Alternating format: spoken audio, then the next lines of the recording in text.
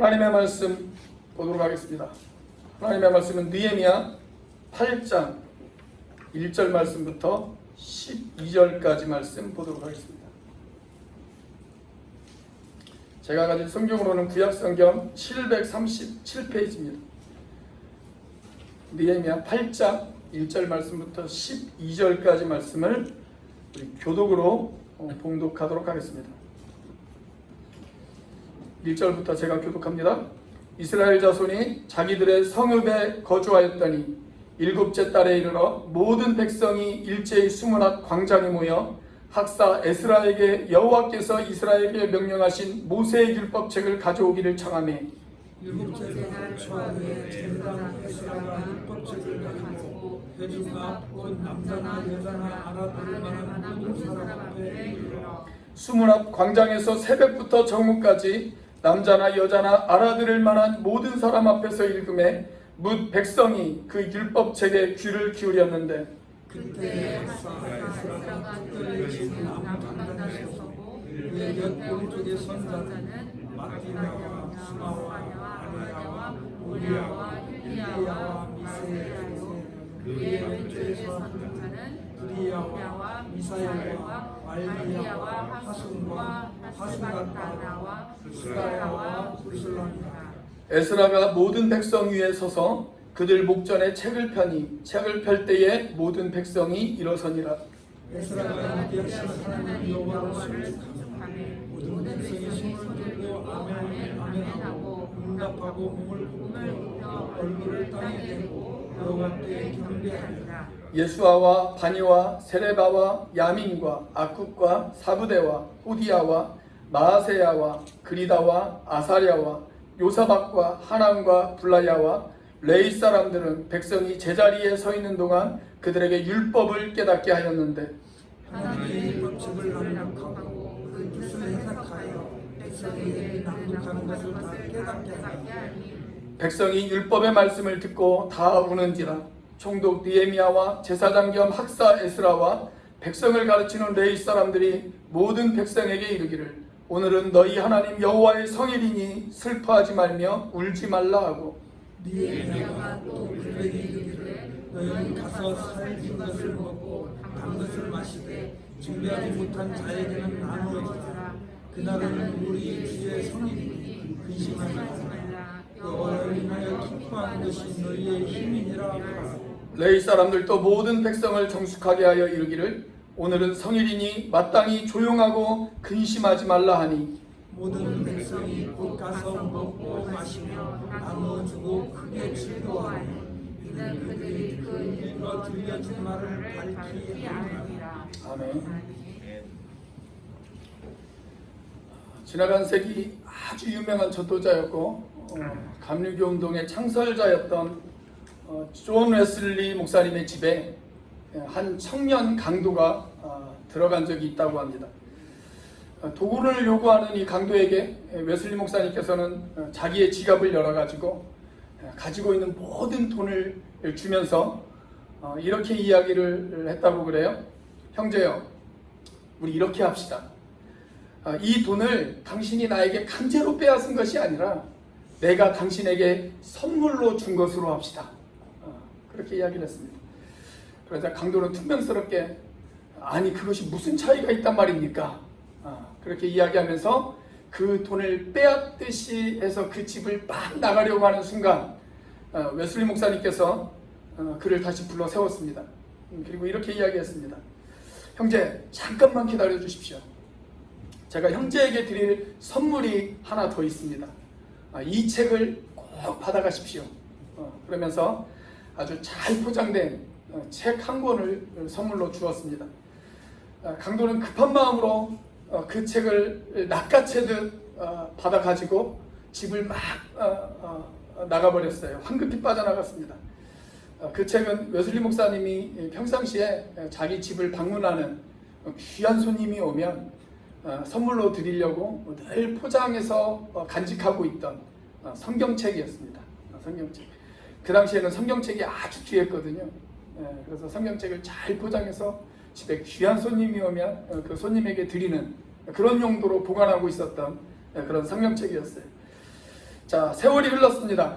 몇 년이 흐른 뒤에 웨슬리 목사님께서 어떤 집회를 가셨는데 거기에서 그 청년과 다시 만났어요. 그런데 물론 웨슬리 목사님은 그 청년을 기억을 못 하시죠. 근데 먼저 그 청년이 다가와서 웨슬리 목사님에게 인사를 하면서 이렇게 이야기를 하더랍니다. 목사님은 저를 기억하시지 못하시겠지만 저는 수년 전에 목사님의 집에 무례하게 방문했던 그런 경험이 있었던 사람입니다. 그때 목사님께서는 지갑에 있는 모든 돈과 성경책 한 권을 저에게 선물로 주셨습니다. 제가 목사님께서 선물로 주신 그 성경책을 읽고 제가 변화되어져 새로운 사람이 되었습니다. 그리고 저는 늘 목사님에게 빚진 마음으로 그렇게 살아가고 있었습니다. 근데 목사님께서 제가 살고 있는 마을에 오신다라는 이야기를 듣고 저도 목사님에게 선물을 하나 준비했습니다. 이건 그때 목사님이 저에게 주신 돈의 갑절에 해당되어지는 돈입니다.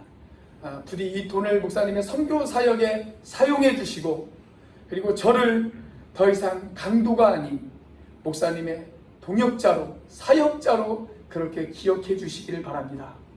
그렇게 이야기를 했답니다. 사랑하는 여러분, 이것이 바로 말씀의 능력이 아니겠습니까? 우리는 이 성경을 하나님의 말씀이다 라고 그렇게 고백합니다. 여러분, 말에는 힘이 있습니다. 사람의 말에도 힘이 있습니다. 우리는 말로 사람을 죽이기도 하지만 또 말로 사람을 살리기도 합니다. 말로 한 가정을 파괴시킬 수도 있고 말로 한 나라를 파괴시킬 수도 있습니다.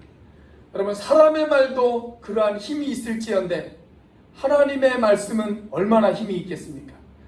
성경은 우리가 살아가고 있는 이 세상이 하나님의 말씀으로 창조되어졌다, 그렇게 가르치고 있습니다. 그리고 지금도 이 세상이 하나님의 말씀으로 인해서 운영되어지고 있다 라고 그렇게 성경은 우리에게 가르치고 있습니다. 그리고 저와 여러분도 이 말씀으로 변화되어지고 예수 믿고 새 사람이 되어졌습니다. 그리고 우리는 지금도 그 말씀으로 우리의 영이 성숙되어지고 그 말씀으로 우리가 하나님이 기대하는 사람으로 변화되어지기도 합니다. 그러므로 말씀에는 힘이 있습니다. 자, 지금까지 하나님은 느헤미야라고 하는 지도자를 세워서 예루살렘 성벽을 재건하는 그 일을 진행을 하셨어요. 그리고 드디어 예루살렘 성벽이 완성이 되어졌습니다. 자, 예루살렘 성벽이 완성되어지자 하나님은 또 다른 하나님의 사람인 에스라라고 하는 사람을 사용하셔서 이제는 이스라엘 백성들의 마음의 성을 재건하는 그 일을 시작을 하십니다. 자, 예루살렘 성은 꼭 필요한 것이었죠. 고대 사회에서 성벽이 없다는 것, 여러분 그건 상당히 불안한 일이었어요. 그래서 하나님께서는 성벽을 다시 쌓게 하셨어요. 자, 그렇다고 성이 만들어졌다고 이스라엘 백성들이 저절로 행복해지는 것은 아닙니다. 이제 성벽이 만들어졌으면 더 중요한 그들의 마음이 새로워지고 마음의 성벽이 다시 쌓아지는 그 과정이 필요했습니다. 그래서 하나님께서는 에스라라고 하는 사람을 사용하셔서 이스라엘 백성들의 마음의 성을 다시 쌓는 그 일을 하나님께서는 시작하신 것입니다. 자, 그 말씀이 오늘 본문 말씀인데 1절 말씀에 보면 에스라라고 하는 사람이 등장해요. 그리고 이 에스라를 가리켜서 뭐라고 이야기를 하냐면 학사 에스라라고 그렇게 이야기하고 있습니다. 학사 에스라. 이 학사라고 하는 말이 신약 성경에서는 뭐라고 표현됐냐면 서기관이라고 표현했어요. 서기관. 그러니까 이 학사라고 하는 사람의 가장 중요한 업무는 뭐냐면 하나님의 말씀인 율법을 잘 보존하고 잘 간직하고 그리고 그걸 잘 해석한 다음에 가르치는 것, 그것이 학사의 가장 중요한 업무 가운데 하나입니다. 그러니까 이 학사의 자격, 가장 중요한 자격이 무엇이냐면 말씀을 잘 알아야 돼요.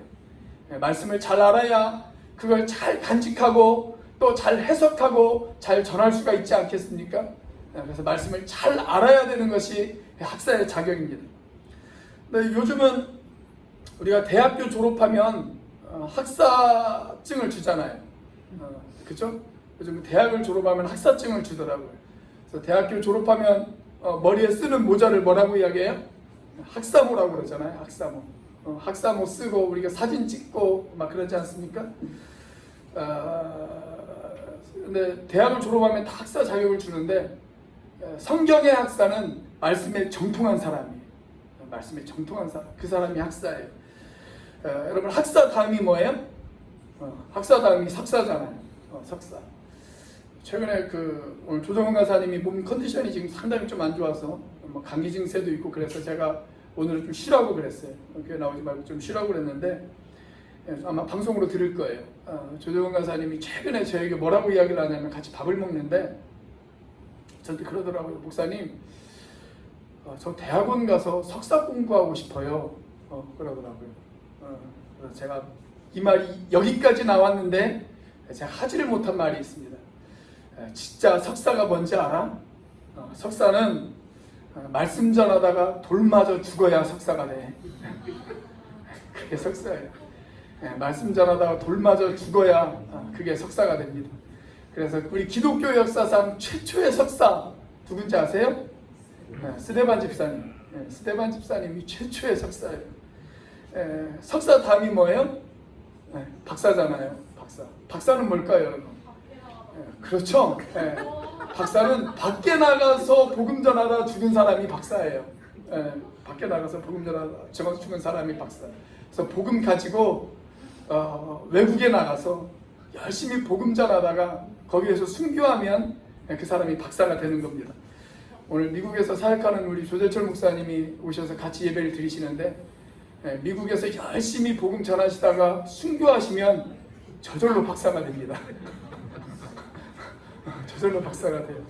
그러니까 우리가 박사 되려고 많은 돈 들일 필요가 없어요. 그냥 외국 나가서 열심히 복음 전하다가 거기서 죽으면 그 사람이 박사가 되어지는 거예요. 자, 아무튼 이 학사 에스라는 학사였어요. 학사. 말씀이 정통한 사람이었어요. 자, 그런데 또 2절 말씀에 보니까 이 에스라를 어떻게 소개하고 있냐면 제사장 에스라 그렇게 이야기합니다. 제사장 에스라. 그러니까 에스라는 학사이면서 동시에 제사장이었던 그런 사람이었던 걸 우리가 알 수가 있습니다. 자, 하나님께서는 이 에스라를 통해서 이제 이스라엘 백성들의 마음의 성벽을 재건하는 그 일을 하나님께서 하십니다. 마음이 새로워지고 마음의 성벽을 재건하는 일, 그걸 우리가 두 글자로 뭐라고 할까요? 부흥이라고 이야기합니다. 그게 바로 부흥이에요. 우리는 부흥 그러면 뭘 생각해요? 야, 저게 부흥했어? 그러면 뭘 생각합니까? 숫자가 늘어나고 건물 새로 짓고 그러면 우리는 그걸 가리켜서 부흥이라고 생각해요. 그런데 성경에서 이야기하는 진짜 부흥은 뭐냐? 사람들의 마음이 새로워지는 거예요. 마음이 새로워지고 그들의 마음의 성벽을 새로 쌓는 것, 그것이 바로 진짜 부흥입니다. 이 부흥은 어떻게 출발할까요? 바로 말씀에서부터 시작되어지는 거예요. 하나님의 말씀을 듣고 그 말씀에 반응하면서 이 부흥이 시작되어지는 것을 볼 수가 있어요. 여러분, 오늘 본 말씀에 보면 이 부흥이 어떻게 시작되어졌냐면 이스라엘 백성들이 수문 앞 광장에 모여있을 때 시작이 되어졌다, 그렇게 기록되어 있어요. 그들이 예루살렘 수문 앞 광장에 백성들이 다 모였어요. 그리고 거기에서 에스라가 선포하는 하나님의 말씀을 듣습니다. 그리고 그 말씀이 그들의 마음을 만집니다. 그리고 그 말씀 가운데 감동이 되어집니다. 그리고 나서 그들 가운데 부흥이 시작되어졌다는 거예요. 사랑하는 여러분, 오늘 이 시대야말로 이런 부흥이 필요한 시대가 아니겠습니까? 오늘 저와 여러분들에게 이런 부흥이 있기를 원합니다. 자, 우리가 사모하는 이런 부흥을 위해서 우리가 무엇을 해야 될까요? 첫째, 말씀을 읽어야 합니다. 우리 따라서 해볼까요? 부흥을 위해서 말씀을 읽어야 합니다. 자, 하나님께서 우리에게 이 말씀을 주신 이유 뭘까요? 하나님이 우리에게 왜 이 말씀을 주셨을까요? 이 말씀을 통해서 우리의 영혼이 더 건강하고 우리의 삶 가운데 진정한 부흥이 일어나도록 하나님께서는 우리에게 이 말씀을 주셨습니다. 그렇다면 우리가 이 말씀을 당연히 읽어야 되지 않겠습니까? 이 말씀을 통해서 우리가 건강해질 수 있고 이 말씀을 통해서 우리가 부흥이 찾아온다면 우리가 이 말씀을 읽는 것 너무나 당연하지 않겠어요? 여러분, 이 말씀이 하나님의 말씀임을 믿으십니까? 그렇다면 이 말씀을 읽고 계시나요? 내가 하나님의 말씀이 아니다, 이 말씀이 하나님의 말씀이라는 것을 내가 안 믿어진다, 그렇다면 안 읽는 것 이해할 수 있어요. 뭐 안 믿어지는데 어떻게 읽을 수가 있겠어요? 그런데 내가 이 말씀이 하나님이 나에게 주신 말씀이다라는 것을 믿으면서도 안 읽는 건, 여러분, 그건 범죄입니다. 하나님의 말씀을 얼마나 우습게 여기면 그 말씀이 믿어지면서도 읽지를 않겠어요. 여러분, 부모님이 나에게 하시는 말씀이다 라고 생각하는데 그 말씀을 안 들으면 그게 불효죠. 그게 불효예요. 다른 게 불효가 아니에요. 그게 불효예요. 여러분, 하나님이 나에게 주신 말씀이다 라는 걸 믿으면서도 그 말씀을 안 읽는다, 그러면 그게 바로 범죄입니다. 여러분, 이스라엘 백성들은 예루살렘 성이 다 재건되어지고 난 다음에 그것만으로 만족되어지지 못했어요. 예루살렘 성이 재건되었어도 그들 마음 가운데는 여전히 공허함이 있었고 허무함이 있었습니다. 여러분, 우리가 아파트를 사도, 우리가 넓은 평수로 이사를 간다 할지라도, 좋은 직장에 취직해도, 아들과 딸이 좋은 대학교에 진학을 한다 할지라도, 내가 새 차를 구입했다 할지라도 우리의 마음이 여전히 공허할 수 있어요. 우리의 마음이 여전히 허전할 수 있습니다. 여러분, 중요한 것은 그때 우리에게 가장 필요한 것이 무엇이냐? 우리의 마음이 새로워져야 된다는 거예요. 그래야 우리의 마음 가운데 공허함이 해결되어질 수가 있어요. 이 부흥을 위해서 이스라엘 백성들은 에스라에게 한 가지 요청을 했습니다. 당신이 말씀을 가지고 와서 우리에게 그 말씀을 읽어주십시오. 그렇게 에스라에게 요청합니다. 자, 그 말씀이 오늘 1절 말씀입니다. 자, 우리 같이 한번 읽어보겠습니다. 1절 시작. 이스라엘 자손이 자기들의 성읍에 거주하였더니 7째 달에 이르러 모든 백성이 일제히 수문앞 광장에 모여 학사 에스라에게 여호와께서 이스라엘에게 명령하신 모세의 율법책을 가져오기를 청하매. 자, 우리가 율법책을 가리켜서 뭐라고 이야기하냐면 토라라고 이야기해요. 토라. 성경의 가장 기초적인 토대가 이 토라입니다. 우리는 토라를 가리켜서 뭐라고 이야기를 하냐면 모세 오경이다, 그렇게 이야기하잖아요. 그래서 창세기, 출애굽기, 레위기, 민수기, 신명기, 성경 맨 앞에 있는 5권을 가리켜서 우리가 모세 오경이다 라고 그렇게 이야기하지 않습니까? 이 토라가 성경의 모든 기초를 이루는 가장 근본적인 그 골격입니다. 자, 이 율법책을 에스라에게 가지고 와서 우리에게 읽어달라, 그렇게 요청을 했어요. 왜냐하면 이 당시에는 성경이 너무 귀했어요. 한 개인이 성경을 가지고 있는다는 것은 불가능했어요. 한 공동체 안에도 성경책 한 권이 있을까 말까 했습니다. 그래서 에스라에게 이 율법을 가지고 와서 우리에게 좀 읽어달라고 그렇게 지금 요청을 하고 있는 거예요. 자, 이스라엘 백성들이 에스라가 읽어준 그 성경 말씀을 어떤 마음으로 들었을까요? 자, 3절 말씀입니다. 같이 한번 읽어보겠습니다. 시작. 수문앞 광장에서 새벽부터 정오까지 남자나 여자나 알아들을 만한 모든 사람 앞에서 읽음에 뭇 백성이 그 율법책에 귀를 기울였는데. 자, 여기 이스라엘 백성들이 언제부터 언제까지 그 말씀 앞에 귀를 기울였다고요? 새벽부터 정오까지 그들은 하나님의 말씀 앞에 귀를 기울였어요. 그럼 몇 시간 동안 귀를 기울였을까요? 최소 6시간은 될 거예요. 최소 6시간. 최소 6시간 그들은 하나님의 말씀 앞에 귀를 기울였다. 그렇게 기록되어져 있습니다. 아마 제가 오늘 한 6시간 정도를 설교를 하면 다음 주에 한 분도 안 오실 거예요. 다음 주에 한 분도 안 오실 겁니다. 우리는 단 1시간 예배 드리는 것도 힘들어가지고 예배 시간 넘어서 입장하고 예배 시간 중간중간에 몸 비틀고 화장실 가고 막 그러잖아요. 그죠? 근데 한 6시간 정도 이들은 자리를 지키면서 하나님의 말씀 앞에 귀를 기울였다라는 거예요. 그래서 저도 오늘은 한 2시간 정도 말씀을 전하려고 합니다. 아멘이시죠? 할렐루야. 아멘. 반갑습니다. 자, 이스라엘 백성들이 어떠한 태도로 또 이 말씀 앞에 귀를 기울였는지 우리가 살펴볼 수가 있는데 5절 말씀입니다. 자, 5절 같이 한번 읽어보겠습니다. 시작. 에스라가 모든 백성 위에 서서 그들 목전에 책을 펴니 책을 펼 때에 모든 백성이 일어서니라. 자, 에스라가 성경책을 펴자마자 이스라엘 백성들이 어떻게 했다고요? 자리에서 일어섰어요. 성경을 펴자마자 그들이 자리에서 일어섰습니다. 여러분, 일어난다는 것은 존경을 표시하는 겁니다. 우리가 서양에서 존경할 만한 사람이 입장을 하면 모든 사람들이 자리에서 일어나잖아요. 상대방에 대한 존경심을 표시하는 거예요. 자, 이스라엘 백성들이 하나님의 말씀 앞에 경외심을 표시하기 위해, 존경심을 표시하기 위해 그들은 말씀을 펴자마자 자리에서 일어나기 시작을 했습니다. 요즘 우리가 코로나 때문에 온라인으로 예배를 드리시는 분들이 많이 있잖아요. 지금 이 시간에도 우리 교회들 중에서도 온라인으로 예배를 드리는 분들이 있습니다. 근데 우리 좀 한번 솔직해져 보자고요.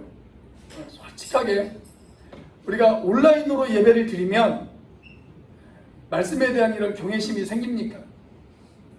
말씀에 대한 경외심 생기나요? 혹시 세수도 안 하고 아직도 그냥 잠옷 차림으로 편안한 소파에 앉아서 모니터 하나 바라보면서 어쩌면 또 TV 리모컨도 켜놨을지도 몰라요. 한 손에는 핸드폰 유튜브 영상을 보고 한 손에는 TV 리모컨을 들고 혹시 그렇게 예배 드리고 있지는 않습니까? 저는 정말 한번 해보고 싶어요. 지금 교인들이 예배 드리는 장면을 인증샷을 찍어서 카톡방에 한번 올려주세요. 이 말이 정말 여기까지 나올 때가 한두 번이 아니에요. 한번 해보고 싶어요. 지금 어떤 모습으로 예배를 드리고 있는지. 교회 올 때는 화장도 예쁘게 하고 있고 그 다음에 옷도 예쁘게 차려입고 그렇게 예배를 드리는데 그냥 소파에 팍 앉아가지고 혹시 그렇게 예배 드리고 있지는 않나요? 그렇게나마 온전하게 예배를 드리면 그나마 다행이에요. 그렇게 온전하게나마 처음부터 끝까지 영상에 집중하면서 그렇게라도 예배를 드리면 그나마 다행입니다. 제 경험을 한번 말씀드려 볼까요? 우리 여기 앉아 계시는 우리 조재철 목사님이 이제 미국에서 사역을 하시니까 그 교회가 온라인 신으로 실시간 예배를 드려요. 온라인으로. 그러면 제가 가끔가다 그 예배를 같이 드립니다. 한국에서도 드릴 수 있으니까. 근데 시간 차이가 있어요. 저 교회에서 주일날 11시에 예배를 드리면 한국에서는 몇 시냐면 밤 12시입니다. 밤 12시. 제가 어떻게 예배를 드릴까요? 침대에 누워서 예배를 드려요. 침대에 누워서 이렇게 모니터 보면서 그렇게 예배를 드려요. 그러다가 목마르면 냉장고에 가서 물 한 잔 마시고 세탁기 소리가 나면 세탁실 한번 이렇게 또 한번 확인해 보고 그렇게 분주하고 산만하게 그렇게 예배를 드립니다. 여러분, 그런 상태에서 우리가 예배를 드리면 말씀 앞에 집중할 수 있겠어요? 그리고 우리의 마음이 새로워지는 부흥이 찾아올 수 있겠습니까? 뭐 지금은 코로나 기간이라 우리가 어쩔 수 없이 그렇게 예배를 드리는 것을 이해를 합니다. 근데 어쩔 수 없이 그렇게 예배 드리는 것이 익숙해지면 안 돼요. 그게 습관이 되어지면 안 됩니다. 그러면 우리 마음 가운데 우리의 마음은 우리의 행동은 곧 우리의 마음을 따라가거든요. 우리의 마음이 거기에 익숙해지면 우리의 영적인 상태도 거기에 익숙해지기 마련입니다. 자, 그런데 이날 이스라엘 백성들은 어떻게 했다고요? 자리에서 일어났어요.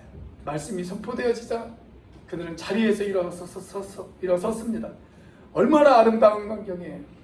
저는 그래서 가끔 우리가 교회에서도 성경 봉독할 때 자리에서 좀 일어섰으면 좋겠다는 생각이 들어요.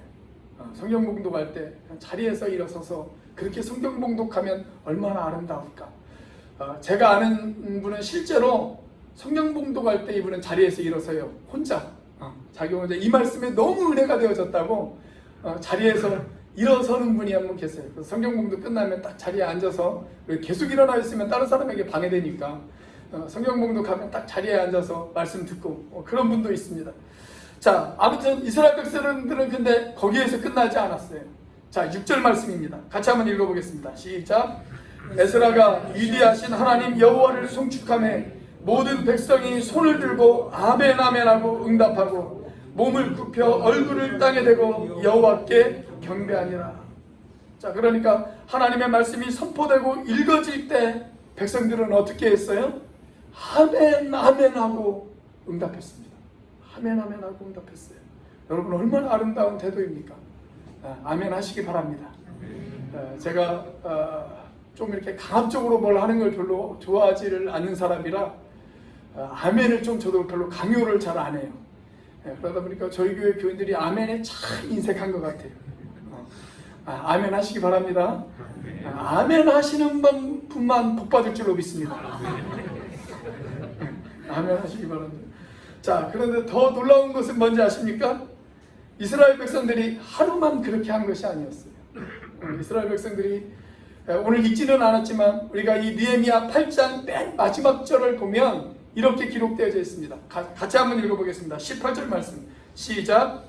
에스라는 첫날부터 끝날까지 날마다 하나님의 율법책을 낭독하고 무리가 이래 동안 절기를 지키고 여덟째 날에 규례를 따라 성회를 열었느니라. 자, 이렇게 말씀을 듣는 일을 며칠 동안 했어요? 1회 동안, 7일 동안 했다라는 거예요. 7일 동안. 자, 이때가 초막절 기간이었거든요. 초막절 기간은 안식일부터 다음 안식일까지예요. 그러니까 8일이에요. 8일. 그러니까 7일 동안 말씀을 듣고 마지막 8일째 되는 날 이들이 성회를 열었어요. 잔치를 열었어요. 잔치를. 자, 명절일, 이 초막절 명절을 그들이 무엇과 함께 했다고요? 말씀과 함께 했다라는 거예요. 우리가 곧 있으면 추석이 돌아옵니다. 어떻게 공교롭게 또 이 말씀을 전할 때 곧 있으면 우리가 지금 추석을 목전에 두고 있는 이 시기가 되어졌어요. 자, 우리가 추석 때어지면 1년 중에 인구 이동이 가장 많은 날이잖아요. 설날보다 인구 이동이 더 많아요. 추석 때 전 국민이 다 움직여요. 근데 올해는 추석 때 코로나 때문에 다 고향에 오지 말래요. 여러분 얼마나 좋습니까? 여러분 이 추석 때 이번 추석에는 말씀과 함께 시간을 보내시기를 주의 이름으로 축원합니다. 우리 옆에 있는 분하고 한번 인사해 보겠습니다. 이번 추석은 말씀과 함께 보내겠습니다. 한번 인사해 보세요. 특별히 여러분 이번 추석에는 가족들이 한자리에 다 둘러 앉아가지고 단 1시간만이라도 추석 연휴가 5일이나 되잖아요.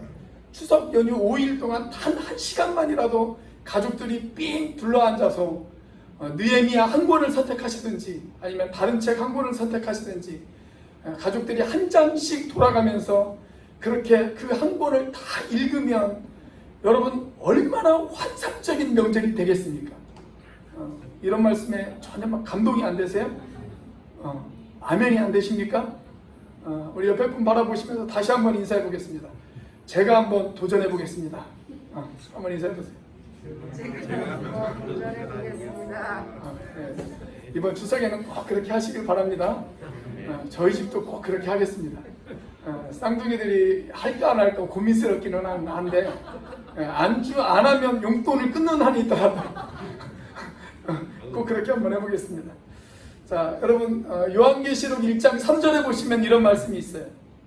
성경의 맨 마지막 책인 요한계시록이 열리면서 사도 요한이 이런 이야기를 합니다. 이 예언의 말씀을 읽는 자와 듣는 자와 그 가운데 기록한 것을 지키는 자가 복이 있다. 이렇게 이야기하고 있습니다. 여러분 말씀을 읽는 것은 축복의 시작입니다. 말씀을 읽는 것은 부흥의 시작입니다. 말씀을 읽는 것은 새로운 변화의 시작입니다. 여러분 우리가 정말 부흥을 사모한다면 이 가을 하나님의 말씀을 가까이 하시는 저와 여러분들이 되시기를 주의 이름으로 축원합니다. 자, 우리가 부흥을 원한다면 어떻게 해야 될까요? 두 번째, 말씀을 깨달아야 합니다. 말씀을 깨달아야 합니다. 자, 이미 말씀드린 것처럼 말씀을 읽는 것 매우 중요한 일이에요. 그런데 우리가 말씀을 읽기는 읽었는데 그 말씀을 깨닫지 못한다면 여러분 그게 무슨 소용이 있겠어요? 그래서 말씀을 읽는 것보다 더 중요한 것이 있는데 그것이 뭐냐면 말씀을 깨닫는 것입니다. 자, 오늘 우리가 읽은 이 느헤미야 8장에는 이 깨달음의 중요성에 대해서 이야기하고 있어요. 그래서 느헤미야 이 8장에 무려 6번이나 이 깨달음에 관련된 단어가 등장을 합니다. 물론 깨달음이라고 하는 말이 6번 등장하는 것은 아니에요. 근데 그와 같은 의미의 말이 6번이 반복되어져서 등장을 합니다. 자, 먼저 2절 말씀을 한번 볼까요? 2절에도 보니까 알아들을 만한 모든 사람이라는 표현이 기록되어 있어요. 이 말은 무슨 말이냐면 깨달을 만한 모든 사람이라고 하는 말이에요. 깨달을 만한 모든 사람. 자, 3절에도 알아들을 만한 모든 사람이라고 하는 표현이 등장을 하죠. 자, 그리고 7절을 보면 여러 사람들의 이름이 등장을 해요. 근데 이 사람들이 다 누구냐면 성경 교사들이에요. 에스라와 같이 성경을 가르치는 성경 교사들입니다. 자, 그 성경 교사들이 백성에게 율법을 깨닫게 하였다라고 그렇게 기록되어져 있습니다. 자, 그 다음 8절 말씀에도 같은 말이 등장하죠. 그 낭독하는 것을 다 깨닫게 하니 그렇게 기록되어져 있어요. 그러니까 말씀을 읽는 것으로만 끝나지 않았다라는 거예요. 그들이 말씀을 깨닫게 했어요. 읽혀진 말씀이 깨달을 수 있도록 그렇게 도와주었다라는 겁니다. 자, 그리고 드디어 12절 말씀을 한번 보시기 바랍니다. 12절 같이 한번 읽어보겠습니다. 시작. 모든 백성이 곧 가서 먹고 마시며 나누어 주고 크게 즐거워하니 이는 그들이 그 읽어 들려준 말을 밝히 알리라. 자, 에스라를 통해서 읽어진 말씀이 밝히 알게 되었다. 그렇게 기록되어 있습니다. 드디어 깨닫게 되었다. 그 말하는 거죠. 드디어 깨닫게 되어졌다. 여러분, 깨닫는 것이 왜 중요할까요? 사람은요, 자기가 깨닫는 만큼 실천을 합니다. 깨닫는 만큼 실천을 해요. 여러분, 매일 성경 가지고 계시죠? 저희 교회 매일 성경 구매하신 분들이 한 20분 정도 되어집니다. 20분. 여러분, 그 매일 성경 가지고 큐티 하십니까? 우리가 매일 성경 구매한 거 그냥 집에 모셔두려고 구매한 거 아니잖아요. 그걸 묵상하고 깨닫고 그 말씀대로 살기 위해서 우리가 그거 구매한 것 아니겠습니까? 여러분, 그렇다면 다시 큐티도 시작하십시오. 내가 말씀 읽고 깨닫는 것 그걸 게을리 하셨다면 여러분 다시 큐티를 시작하십시오. 그리고 여러분들이 깨달으신 그 말씀을 카톡방에도 좀 올려주십시오. 맨날 제가 큐티한 내용 카톡방에 올리면 그 밑에 그냥 아멘 아멘 아멘 아멘 그것만 하지 마시고 여러분들이 깨달은 말씀도 좀 올려주세요. 모든 성도들이 하나의 말씀을 가지고 같이 묵상하고 서로 다르게 깨달은 말씀을 또 나눈다면 여러분 얼마나 은혜가 되어지겠어요. 제가 깨달은 말씀이 여러분들에게도 은혜가 되어지고 여러분들이 깨달은 말씀이 저에게도 은혜가 되어지고 여러분 그 교회가 건강한 교회 아니겠어요?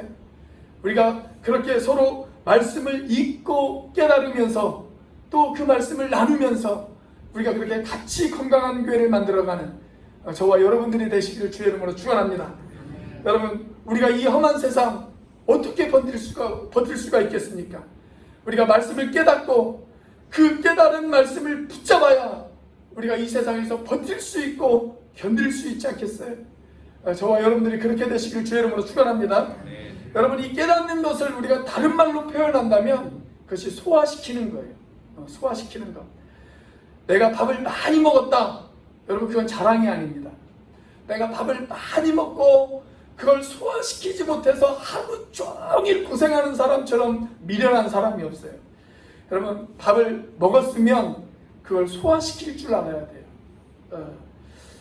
여러분, 소화되어야 그 음식이 내 살이 되어지고 피가 되어지는 것 아니겠습니까? 말씀도 마찬가지예요. 말씀을 무작정 읽는 것, 물론 그렇게라도 읽는 것이 안 읽는 것보다 도움은 되어지겠죠.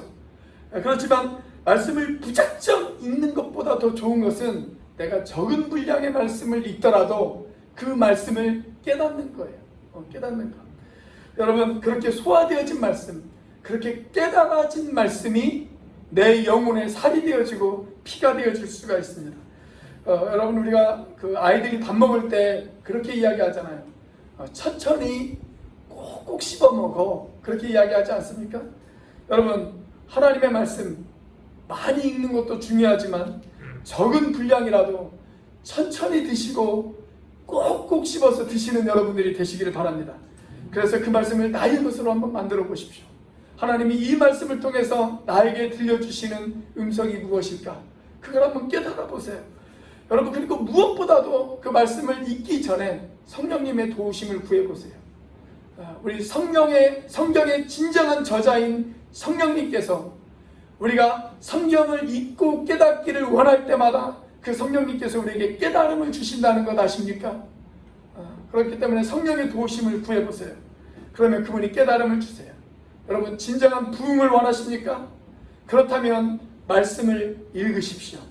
그리고 한 걸음 더 나아가서 그 말씀을 깨닫게 되시는 저와 여러분들이 되시기를 주의 이름으로 축원합니다. 자, 우리가 진정한 부흥을 원한다면 어떻게 해야 될까요? 마지막 세 번째로 말씀에 반응해야 합니다. 말씀에 반응해야 합니다. 따라서 해보겠습니다. 말씀에 반응해야 합니다. 자, 말씀을 읽고 깨달았어요. 근데 그거보다 더 중요한 게 있습니다. 그건 뭐냐면 말씀 앞에 반응하는 거예요. 말씀 앞에 반응하는 거. 자, 오늘 이스라엘 백성들은 이 말씀 앞에 두 가지의 반응을 보였습니다. 한 가지는 정서적 반응을 보였고 다른 한 가지는 의지적인 반응을 보였어요. 우리가 이 말을 좀 다른 말로 쉽게 이야기를 한다면 그들이 말씀에게 그들에게 선포되어졌을 때 이스라엘 백성들이 하나는 마음으로 반응했어요. 마음으로 반응했고 또 하나는 행동으로 반응을 보였어요. 마음으로도 반응을 보였고 행동으로도 반응을 보였습니다. 자, 정서적 반응, 마음으로 보여준 반응이 무엇일까요? 자, 무엇보다도 이스라엘 백성들이 눈물과 기쁨으로 반응을 보였습니다. 자, 9절 말씀이 이렇게 시작이 되어지죠. 백성이 율법의 말씀을 듣고 다 어떻게 했다고요? 우는지라. 우는지라. 백성들이 말씀을 듣고 울기 시작했습니다. 여러분, 말씀을 읽으면서 그리고 하나님의 말씀을 들으면서 최근 울어보신 적이 언제이십니까? 내가 하나님의 말씀을 읽고 하나님의 말씀을 들으면서 내 눈에서 눈물이 고이고 하나님 앞에 눈물을 흘려본 적이 언제이십니까? 여러분, 이스라엘 백성들이 왜 울었을까요? 물론 기쁨과 감격이 있어서도 울었겠죠. 그렇지만 우리가 느헤미야서를 쭉 읽어보면 이 이스라엘 백성들이 왜 울었냐면 그 말씀이 그들의 죄를 지적했어요. 말씀이 그들의 잘못을 지적을 했습니다. 말씀이 그들의 죄를 지적하자 하나님의 뜻대로 살지 못했던 부끄러운 자신들의 모습, 하나님의 기대를 만족시켜드리지 못했던 부끄러운 자신들의 모습, 그리고 하나님의 뜻대로 살지 못했던 연약한 자신들의 모습을 뒤돌아보면서 하나님 앞에 눈물을 보였던 이스라엘 백성들의 모습을 우리가 바라볼 수가 있습니다. 여러분, 우리에게 이런 눈물이 필요하지 않겠습니까? 주일날 선포되어지는 말씀이 아니면 우리가 매일매일 큐티를 하면서 하나님의 말씀을 묵상하면서 하나님께서 우리의 마음 가운데 어떤 죄를 지적하셨어요. 그런데 우리가 애써 그 죄를 지적한 그 말씀을 외면하고 우리가 그렇게 살아가고 있지는 않습니까? 주일날 말씀을 선포했는데 그 말씀이 내 마음에 와닿았어요. 아, 이거 하나님이 나에게 주시는 말씀이구나. 하나님이 내 마음 가운데 지금 지적하고 있는 말씀이구나. 라는 걸 느끼면서도 예배당 밖을 나가는 순간 그 말씀을 혹시 애써 잊어버리지는 않고 계십니까? 자, 그런데 오늘 이스라엘 백성들은 그 말씀 앞에 눈물로 반응을 보였다는 거예요. 아, 우리의 죄가 있었구나. 내가 하나님의 말씀대로 살지 못한 내 부끄러운 모습들이 있었구나. 그러면서 그들이 눈물로 하나님 앞에 반응을 보입니다. 자, 눈물만 있었던 것이 아니에요. 그들에게는 또 기쁨도 있었어요. 자, 10절 말씀입니다. 같이 한번 읽어보겠습니다. 시작. 느헤미야가 또 그들에게 이르기를 너희는 가서 살찐 것을 먹고 단 것을 마시되 준비하지 못한 자에게는 나누어 주라. 이날은 우리 주의 성일이니 근심하지 말라. 여호와로 인하여 기뻐하는 것이 너희의 힘이니라 하고. 자, 느헤미야가 뭐라고 해요? 여호와를 기뻐하는 것, 그것이 너희들의 힘이다 라고 그렇게 이야기합니다. 사랑하는 여러분, 최근에 눈물과 기쁨으로 말씀 앞에 반응을 보이신 적이 있으십니까? 혹 여러분들의 눈에 눈물샘이 말라있지는 않으신가요? 내가 말씀을 읽어도 감동이 없고 말씀을 들어도 기쁨이 없는 그런 메마른 장작개비 같은 그런 상태가 혹시 아닙니까? 내 눈에 눈물이 사막처럼 그렇게 메말라 있지는 않으십니까? 그렇다면 우리에게 다시 부흥이 필요합니다. 우리가 부흥이 필요하다는 증거예요. 내 눈에 눈물이 없다면, 내 마음에 말씀이 주는 기쁨이 없다면, 아, 나는 부흥을 잃어버렸구나. 나에게 다시 부흥이 필요하구나. 여러분 그렇게 생각하시면 됩니다. 성령께서 우리들의 눈에 눈물샘을 건드려 주시기를 주의 이름으로 축원합니다. 그래서 내가 이 말씀 앞에 다시 울고, 내가 말씀을 주시는 감격 때문에 말씀을 붙들고 흥분해서 다시 자리에서 일어나 그 말씀 앞에 반응을 보이는 이런 놀라운 정서적 부흥이 저와 여러분들 가운데 다시 있기를 주의 이름으로 축원합니다. 자, 이스라엘 백성들이 마음으로만 반응을 보인 것이 아니었어요. 이제 그들은 한 걸음 더 나아가서 의지적인 반응을 보입니다. 행동으로 반응을 보였어요. 자, 그들의 마음을 건드려 주었어요. 말씀이 그들의 마음을 터치해 줬어요. 자, 그러자 이스라엘 백성들이 한 첫 번째 행동은 뭐였냐면 백성들과 이웃들과 함께 나누는 것이었습니다. 그들에게 나눔이 있었어요. 자, 12절 말씀입니다. 다시 한번 읽어보겠습니다. 시작. 백성이 곧 가서 먹고 마시며 나누어 주고 크게 즐거워하니 이는 그들이 그 읽어 들려준 말을 밝히 암이라. 자, 은혜를 받은 사람들이 그 은혜를 받자마자 견딜 수가 없었습니다. 그래서 어떻게 했어요? 자신들이 가지고 있는 음식들, 맛있는 것들, 그것들을 자기들만 먹지 않고 그 말씀이 가르쳐준 대로 이제는 그것들을 가지고 백성들과 나누기 시작합니다. 함께 나누기 시작을 했어요. 여러분 이 구절을 읽으면서 생각나는 장면이 없으세요? 우리가 초대교회를 보면 이스라엘 백성들이, 유대인들이, 초대교회 교인들이 하나님의 말씀을 듣고 성령절 오순절날 그들 가운데 감동이 있을 때 그들이 한 행동이 뭐였어요? 서로 모든 것을 함께 나누었어요. 자신의 모든 재산을 통용했다라고 성경은 그렇게 이야기했습니다. 그들이 가지고 있는 모든 것을 나누기 시작했습니다. 그런 나눔이 있었어요. 여러분 우리나라에 이 땅에 부흥이 있었을 때, 1907년 평양 대부흥이 있었을 때, 여러분 그때 어떤 일이 있었는지 아십니까? 그들 가운데 나눔이 있었어요. 그런 나눔이 있었습니다. 여러분 우리 한국교회가 다시 회복되어지는 길, 우리 한국교회가 다시 부흥하는 길, 저는 그것이 첫 번째로 말씀으로 돌아가야 되고, 두 번째는 그 말씀에 따라 나눔이 있어야 된다고 생각합니다. 이웃들과 나눔이 있어야 돼요. 그래야 우리 한국교회가 다시 성장할 수 있어요. 그동안 한국교회는 자기들의 성만 쌓았어요. 예배당 크게 짓고 넓게 만들고 높이 짓고 자기들의 성만 쌓았어요. 그랬으면 이제 이웃들과 나눠야 돼요. 그럴 때 우리가 다시 회복되어질 수 있다고 저는 믿습니다. 자, 우리 교회도 그런 교회가 되어지기를 바랍니다. 도평 땅에 세워졌으니 우리가 도평 땅과 외도 땅과 내도 땅과 이 근방에 있는 이웃들과 우리가 함께 나누는 그런 교회가 될 수 있기를 주의 이름으로 축원합니다. 자, 일단은 이웃들과 좋은 것을 나눴어요. 그 다음에 또 하나의 의지적 결단이 있었는데 그것이 뭐였냐면 말씀 앞에 순종하는 것이었습니다. 순종. 자, 우리가 오늘 느헤미야 8장을 읽었습니다. 8장 다음이 몇 장입니까? 제가 뭐 그렇게 어려운 질문 던진 게 아니잖아요. 8장 다음이 몇 장이에요? 9장이죠. 우리가 다음 주에 살펴보겠지만 우리가 9장을 읽어보면 9장에서 이스라엘 백성들이 이제 선포되어진 그 말씀, 그들이 읽고 감동했던 그 말씀을 그들의 삶 가운데 구체적으로 하나하나씩 순종해 나가는 것을 볼 수가 있습니다. 여러분 그게 순종이에요. 여러분 부흥을 사모하십니까? 여러분 정말 부흥이 있기를 원하십니까? 그렇다면 말씀 앞에 반응을 보이고 말씀 앞에 순종할 수 있는 저와 여러분들이 되시기를 바랍니다.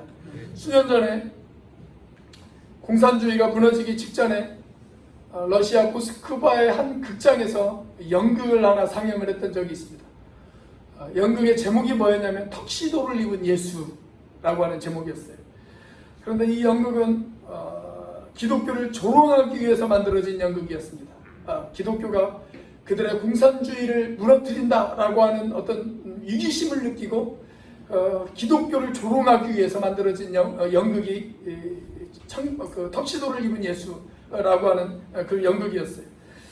이 연극의 주인공이었던 예수 역을 맡은 알렉산더 로스톱 제프라고 하는 아주 미남 배우가 있었습니다. 제가 그 사람의 사진을 아무리 찾아봐도 사진을 찾을 수가 없어가지고 모니터로 준비를 하지는 못했는데, 근데 이 사람이 주인공으로 선정되어진 이유가 있었어요. 그게 뭐였냐면 어릴 때 주일학교에 나갔다는 것이 아주 결정적인 이유였습니다. 주일학교에 나갔으니까, 교회를 다녀봤으니까 네가 실감나게 예수의 역할을 할 수 있지 않겠느냐. 그렇게 해가지고 그 사람이 주인공으로 캐스팅이 되어졌어요. 자, 연극의 절정에 도달할 무렵, 이제 이 예수 역을 맡은 이 사람이 내뱉어야 되는 대사가 있었어요. 마태복음 5장에 등장하는 산상수훈이었습니다. 산상수훈의 첫 두 구절, 그 두 구절을 대사로 외우는 것이 이 사람의 이제 마지막 어떤 클라이막스로 가는 그런 코스였어요. 3절과 4절을 이 사람이 외우기 시작합니다. 심령이 가난한 자는 복이 있나니 천국이 그들의 것이며, 애통하는 자는 복이 있나니 그들이 위로를 받을 것이며. 그리고 다음 대사를 진행해야 돼요. 그런데 이 사람이 이 말씀 앞에 갑자기 마음에 감동을 받았어요. 그래서 이 말씀을 한 번 더 되풀이했어요. 그리고 또 한 번 더 되풀이했습니다. 그리고는 그 자리에 그냥 얼어붙듯이 멈춰버렸어요. 다음 대사를 진행해야 되는데 제 다음 대사를 진행하지 못하고 그 자리에 얼어붙듯이 멈춰버렸습니다. 그의 눈에는 눈물이 흐르기 시작합니다. 뒤에서, 무대 뒤에서 스태프들이 빨리 다음 대사를 진행하라고 그렇게 사인을 주는데 계속 그 자리에 멈춰있던 거예요. 그리고 어느 한순간 갑자기 무릎을 꿇고 하나님 앞에 기도하기 시작합니다.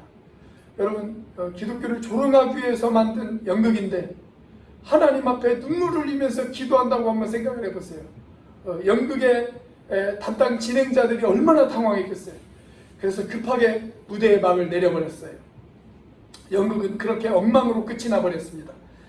그러나 그날 저녁, 예수님의 말씀 앞에 무릎을 꿇게 된 이 청년, 어릴 때 어머니의 무릎 앞에서 그가 들었던 그 말씀이 떠올랐고, 그 말씀이 기억나면서 그가 말씀 앞으로 돌아와 회개하고 변화되어져 새로운 사람이 되어졌습니다.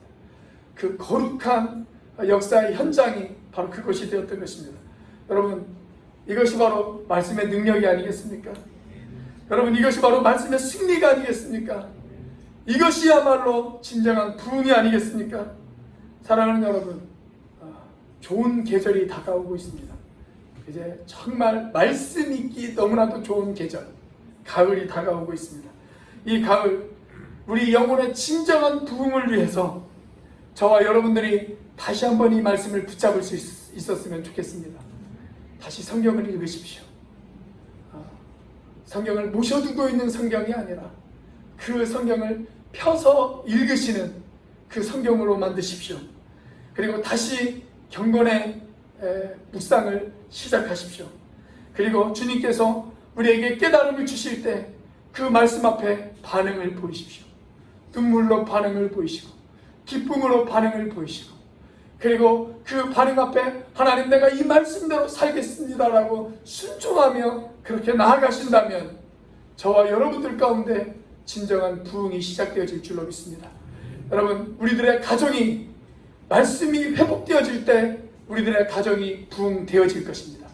말씀이 회복되어질 때 우리 교회가 부흥되어질 것입니다. 말씀이 회복되어질 때 이 나라와 이 민족이, 우리 한국교회가, 우리 제주에 있는 이 땅의 교회들이 회복되어질 줄로 믿습니다. 그런 회복이 저와 여러분에게서 시작되어지기를 주의 이름으로 축원합니다. 기도하시겠습니다.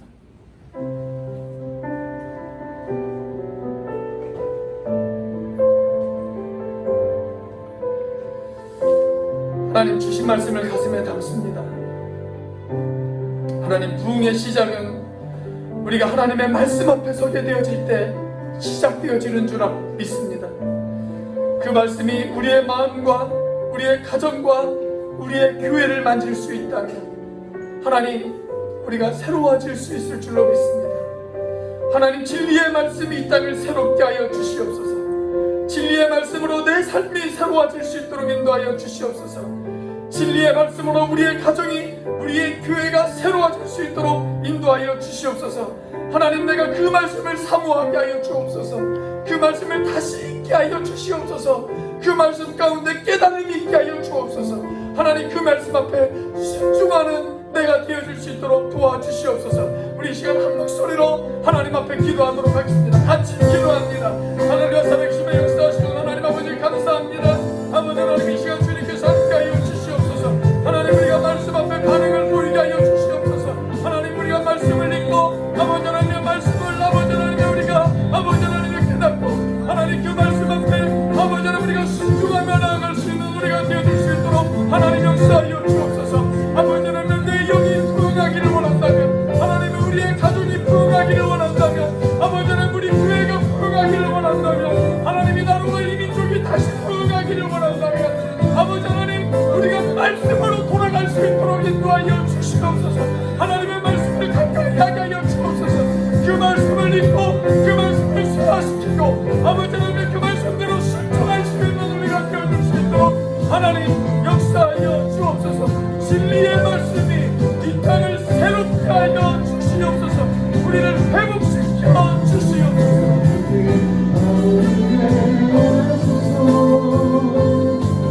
진리의 말씀 이 땅 새롭게 하소서.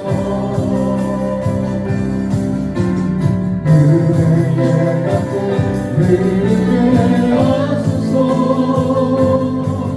성령의 바람 이 땅 가득 불어와 이도 입은 그의 순간에서 주의 영광 위에 이르러라. 열방을 치유하며 행진하는 영광을 나를 주옵소서. 나오게 하소서. 진리의 말씀 이 땅 새롭게 하소서. 은혜의 강물 흐르게 하소서. 성령의 바람 이 땅 가득 불어와 이도 입은 그의 순결한 백성 주의 영광 위에 이르러라. 열방을 치유하며 행진하는 영광을 나를 주소서. 오소서. 진리의 성령이 이 땅을 임하소서. 거짓과 가며 죄악에 무너진 가슴 정케 하소서. 우리 성령님 오소서. 내 성령이 내 성령이 하늘 가르고 임하소서. 거룩한 불꽃 하늘로서 임하사 타오르게 하소서. 주 영광 하나님 부흥의 불길이 타오르게 하여 주시옵소서. 불빛 타오르게 하소서. 진리의 말씀이 이 땅 새롭게 하소서. 하나님 이 땅에 은혜의 강물이 흐르게 하여 주시옵소서. 흐르게 하소서. 성령의 바람 이 땅 가득 불어와 기도 입은 그의 순결한 백성 주의 영광 위에 이제 일어나. 열방을 치유하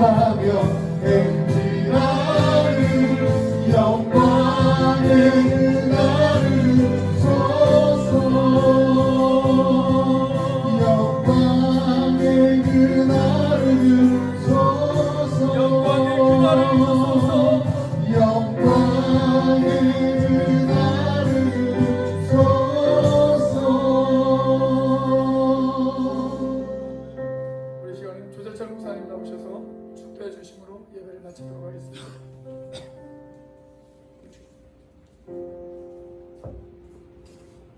지금은 우리 주 예수 그리스도의 은혜와 아버지 하나님의 크신 사랑과 성령 하나님의 함께하심의 은혜가 상한 심령의 회복을 위해, 무너져가는 가정을 부흥하기 위해, 내 삶의 터전이 하나님의 부흥을 경험하기 위해 이제는 그 말씀을 펴서 그 말씀을 읽고 그 말씀을 묵상하며 그 말씀에 반응하여 순종하여 살기를 원하는 우리 모든 백성들 가운데에, 주의 자녀들 가운데 지금부터 영원히 함께 있기를 우리 주 예수님의 이름으로 축원하옵나이다. 아멘.